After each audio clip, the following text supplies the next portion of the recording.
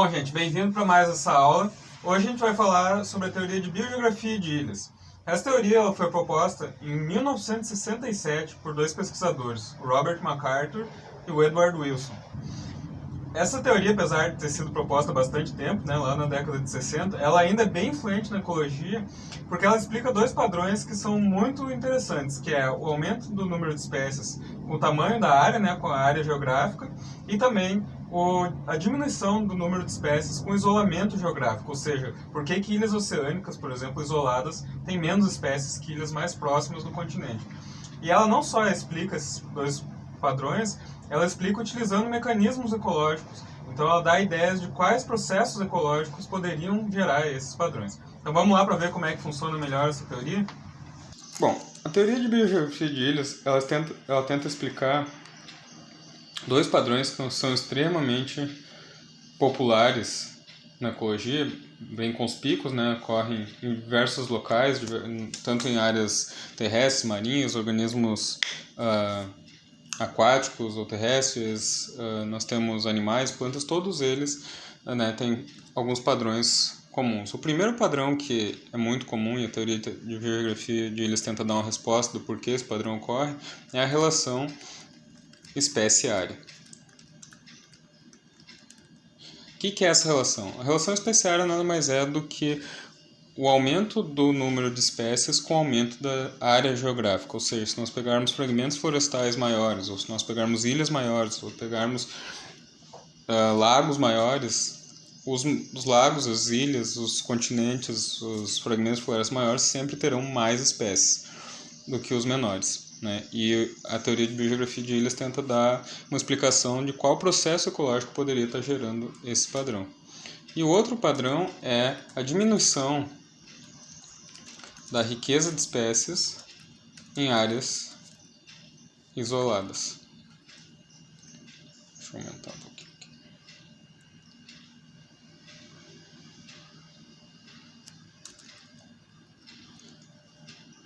Então esses dois padrões aqui são bem conhecidos na natureza, apesar de existir algum debate sobre a importância de cada um deles, especialmente para a conservação, são padrões que são bem conhecidos e eles não afetam nem só a dinâmica das comunidades, a questão do tamanho do fragmento e do isolamento de um fragmento, por exemplo, eles também afetam a dinâmica de metapopulações, que não é o assunto aqui, mas que influenciou com certeza muito a teoria de biogeografia de ilhas.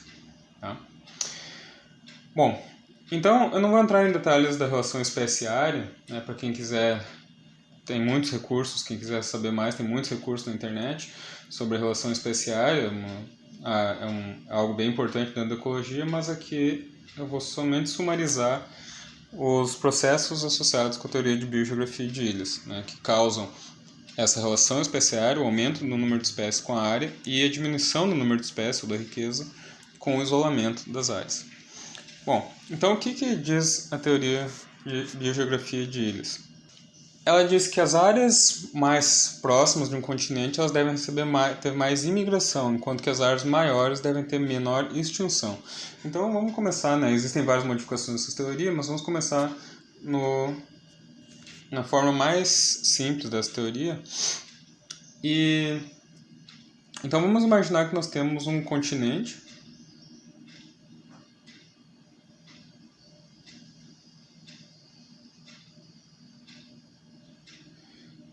e nós temos ilhas oceânicas de diferentes graus de distância para esse continente e também em diferentes tamanhos. Bom, quais são os processos que causam o número de espécies nessas ilhas, esse padrão? Por que algumas ilhas têm X espécies e outras têm Y espécies? Por que algumas ilhas têm mais espécies do que outras?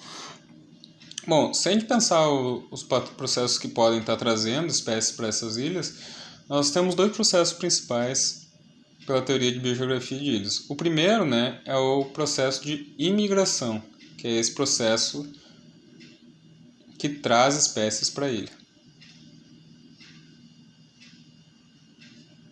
E nós temos um segundo processo que remove espécies da ilha que é o chamado processo de extinção.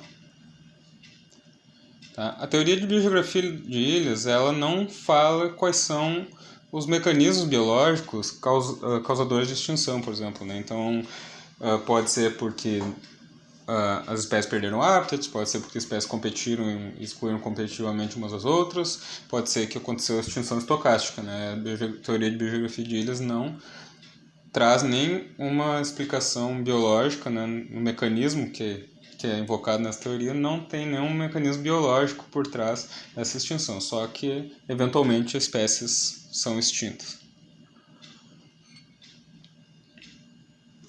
Bom, nessa teoria, então, nós temos essa taxa de migração, que é também uma coisa importante da teoria de biogeografia de ilhas, que ela ocorre ao nível da espécie, e não do nível do indivíduo, como a gente vai ver mais para frente na teoria neutra. Então quer dizer que nós temos um pool de espécies P no continente, e esse pool de espécies, né, esse número X de espécies aqui, o número P de espécies no caso, vai imigrar para a ilha, e o balanço entre a entrada de espécies por imigração e a saída por extinção vai gerar um número S de espécies nas ilhas. Tá? Então cada ilha vai ter o seu número S de espécies, né? Então algumas ilhas podem ter mais, outras têm menos, mas em todas as ilhas é esse processo de migração do continente e extinção local que vão causar esse padrão de qualquer que seja do número de espécies nas ilhas. Tá? Bom, se a gente for pensar, né, em como que esses processos acontecem, a gente pode fazer o seguinte gráfico na teoria de biogeografia de ilhas. Esse gráfico vocês vão encontrar ele em qualquer livro didático que trate da teoria de biogeografia de ilhas. Esse gráfico ele tem as seguintes variáveis.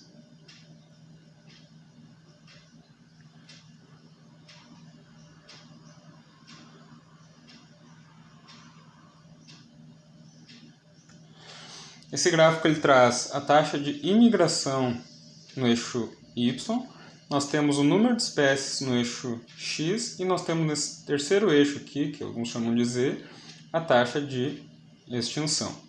Tá? Bom, vamos pensar então o que acontece com as taxas de imigração e extinção nessa ilha. Vamos imaginar então que nós temos uma ilha qualquer dessas e que ela está totalmente vazia de espécies. Então, o número de espécies nessa ilha vai ser 0. Né? Bom, o que acontece com as taxas de migração e extinção quando a ilha tem 0 espécies? Qualquer espécie que chegue na ilha representa uma espécie nova. Então, se nós estivermos recebendo uma taxa X de indivíduos ou de espécies deste continente em direção à ilha, nós vamos adicionar uma espécie. Por isso que a gente diz que quando nós temos 0 espécies na ilha, nós temos uma taxa de migração máxima. Nós vamos chamar isso aqui de...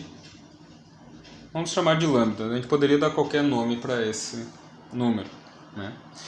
Bom, agora vamos imaginar o que acontece com a taxa de imigração quando esse número de espécies vai aumentando até que nós tenhamos todas as espécies do continente. Então vamos imaginar que essa ilha pudesse eventualmente ter P espécies. O que aconteceria com essa taxa de imigração quando nós já tivéssemos todas as espécies? Ou seja, quantas espécies novas a gente iria acrescentar nessa ilha por unidade de tempo se já tivéssemos todas as espécies? Bom, nesse caso nós teríamos uma taxa de migração de 0. Por quê? Porque qualquer chegada nessa espécie não representaria uma espécie nova, ou seja, nós não teríamos por unidade de tempo a entrada de nenhuma espécie nova nessa ilha. Então essa taxa chegaria a 0. Bom, agora vamos imaginar então o que acontece com a taxa de extinção nessas mesmas condições. Né? Bom, se nós não temos nenhuma espécie na ilha, né, então nós não temos como extinguir nenhuma espécie. Então, por definição, essa taxa de extinção tem que ser 0 quando nós não temos nenhuma espécie. Né? Eu estou falando de extinção ao nível da espécie. Então não tem como nós extinguirmos nenhuma espécie se nós não temos espécies para extinguir.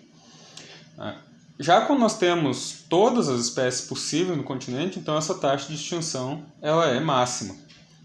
vamos chamar isso aqui de 1000, mas poderíamos dar qualquer nome novamente. Então quer dizer que nós temos uma taxa de extinção máxima quando nós temos todas as espécies presentes.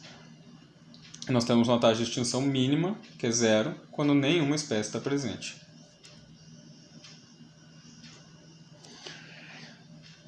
Bom, então, se a gente olhar para esse gráfico como um todo, né, a gente fez as linhas retas aqui, mas claro que a gente poderia definir essa relação de outras formas também, com linhas curvas e até linhas que não são sempre crescentes.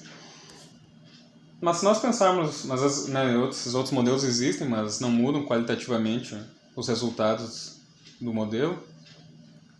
Então, se nós pensarmos nessa relação, a gente vê que quando temos poucas espécies na ilha, esse número tende a aumentar, né? Ele tende a aumentar porque o número de espécies na ilha, a taxa de migração na ilha é maior do que a taxa de extinção, né? Então, em toda essa região do gráfico, né, em toda essa região verde aqui do gráfico, nós temos uma taxa de imigração que é maior do que a taxa de extinção. Então, sempre que nós estivermos com menos espécies do que esse ponto, né, desse ponto central aqui, nós vamos ter o aumento do número de espécies. Já se nós estivermos nesse outro lado do triângulo, né, então nós temos uma situação inversa, porque nessa situação aqui, quando o número de espécies passou desse limiar, nós temos que a taxa de extinção, representada pela linha vermelha, é maior do que a taxa de imigração. Logo, a gente tende a perder mais espécies do que ganhar espécies. Então, quer dizer que sempre que nós estivermos nessa porção aqui do gráfico, nós vamos tender a perder espécies, né? Bom, o que vai acontecer, obviamente, ao longo do tempo é que não importa onde que nós começarmos esse sistema, com poucas ou muitas espécies, eventualmente nós vamos chegar neste ponto central, né? Então essa teoria é também conhecida como teoria de equilíbrio de biogeografia de ilhas, porque não importa em qual situação nós começarmos esse modelo, nós sempre vamos chegar nesse equilíbrio no número de espécies, né? Que é o balanço entre imigração e extinção. Tá? Então, isso é a teoria de biogeografia de ilhas. Tá, mas e como é que ela explica a relação espécie-área e como é que ela explica a diminuição da riqueza em áreas isoladas? Bom, para entender isso, nós precisamos entender como que este gráfico aqui seria modificado pelo tamanho da área e pelo isolamento da área. Bom, apesar do tamanho da área poder afetar as taxas de migração e também o isolamento poder afetar as taxas de extinção, nós vamos simplificar aqui e pensar só no modelo mais básico da teoria de biogeografia de ilhas, onde a imigração é afetada pela distância do continente e a extinção é afetada pelo tamanho da área. Tá? Bom, a primeira coisa que é bem óbvia é que se nós estivermos falando de áreas que estão isoladas, essas áreas tendem a ter menor imigração, né? Faz sentido. Quanto mais distante uma ilha está do continente, mais difícil é da imigração ocorrer. Então a gente pode imaginar que essa ilha mais isolada terá menos imigração, né? Bom, se ela tem menos imigração, né, a gente pode dizer que a imigração máxima dela vai estar em algum lugar aqui abaixo. Se nós estivermos falando de uma taxa de imigração, vamos chamar aqui a taxa essa de lambda e essa aqui de lambda 1. Então, se nós tivermos com lambda 1 abaixo, nós temos então uma taxa de imigração que já é menor nessa ilha isolada. Então, vamos ver o que vai acontecer com esse equilíbrio que era de lambda para aquela ilha quando nós diminuirmos a taxa de imigração. Bom, agora então esse ponto de intersecção entre a taxa de extinção e a taxa de imigração, ela não está mais localizada naquele mesmo local, né? Agora o ponto de equilíbrio, ou seja, o local onde essa ilha vai equilibrar o número de espécies que chega e o número de espécies que sai, está em outro local, né? Então quer dizer, na ilha a ilha mais distante, nós temos menos espécies, porque essa ilha está recebendo menos imigrantes. Né? E é óbvio que quanto mais distante a ilha, né, se a gente chegasse a um ponto onde a ilha está totalmente isolada, o ponto de equilíbrio seria uma ilha completamente ausente de espécies, porque eventualmente todas as espécies iriam se extinguir e não teria como chegar novas espécies, ou que essas espécies se recuperassem. Bom, então está explicado por que a riqueza diminui em áreas isoladas, né? Agora vamos imaginar o que acontece então quando nós temos ilhas maiores e menores, ou seja, por que áreas maiores tendem a ter mais espécies. Então, se nós pegássemos essas duas ilhas aqui para comparar, nós veríamos que a área maior, né, vamos chamar de área A e área B, nós veríamos que a área B tem mais espécies do que a área A. Segundo a teoria de biogeografia de ilhas, isso acontece porque as áreas menores tendem a ter maiores taxas de extinção. Então nós estamos perdendo mais rapidamente espécies na área A do que na área B. Então vamos imaginar que nós estivéssemos falando aqui da área A, a área com maior taxa de extinção. Então quanto menor a área, maior a taxa de extinção. Como que seria a taxa de extinção na área B? Bom, a taxa de extinção na área B, porque as populações são maiores na área B, porque tem mais hábitat, porque tem mais alimento, por algum motivo, as taxas de extinção na área B seriam menores que na área A. Então vamos ver o que aconteceria, né? Vamos ver o que aconteceria com essa relação se nós tivéssemos a taxa de extinção menor, né?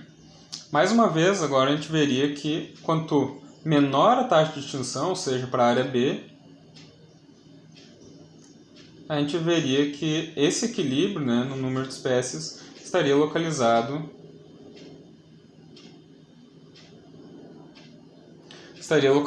mais acima do que na área A, ou seja, o equilíbrio seria atingido com maior número de espécies. Então isso é a ideia por trás da teoria de biogeografia de ilhas, e é claro que nós já tivemos muitos outros trabalhos a partir desse, tanto pensando na conservação, porque é claro que quando a gente está falando em conservação a gente pode estar reduzindo as taxas de migração ou alterando as taxas de extinção. Nós temos outros efeitos, essas linhas podem não ser retas, porque a taxa de imigração, por exemplo, ela pode decair de uma maneira diferente quando nós temos um aumento, poucas espécies, e quando nós temos muitas espécies. Nós poderíamos adicionar extinção, nós poderíamos colocar características das espécies para saber se espécies, por exemplo, com tamanho corpóreo maior ou menor, se elas teriam maior ou menor taxa de migração e como que isso afetaria essas curvas. Então tudo isso já foi incorporado na literatura e em outros trabalhos. Mas aqui eu quero só dar esse panorama geral da teoria de biogeografia de ilhas, e claro, quem tiver interesse pode ir atrás para descobrir todos esses desenvolvimentos que aconteceram a partir do surgimento dessa teoria lá na década de 60. Bom, gente, espero que vocês tenham gostado então da explicação e que possam ter entendido como que funciona mais ou menos a teoria de biogeografia de ilhas, e a gente se vê na próxima aula.